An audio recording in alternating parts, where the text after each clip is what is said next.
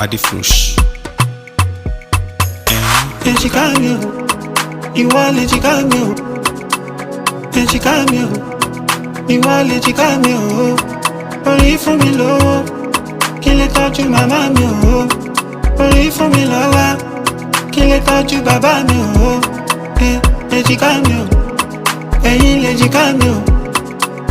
Èjìká mi o, ẹ̀yin lèjìká mi o. Ẹ̀yin afẹ́nifẹ́re, tẹ ò jẹ́ kẹ́rù ó bá.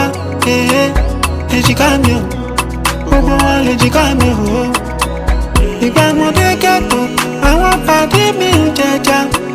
Wọ́n ní ìwà jẹja, ọ̀rọ̀ ẹja kọ́ ló ṣe ni. Ìgbà mo dé Iléṣà, àwọn ọ̀rẹ́ mi ń tẹ̀kẹ́.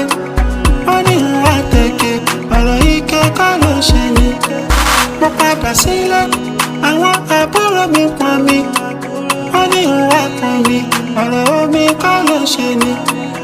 Ìgbà mo wọ studio, àwọn ọ̀rẹ́ mi ń kọrin. Wọ́n ní ìwà kọrin, ọ̀rọ̀ orin ṣá ló ṣe ni. My appreciation sí gbogbo ẹ̀yin afẹ́nifẹ́re. I'm very grateful, mo dúpẹ́ lọ́wọ́ gbogbo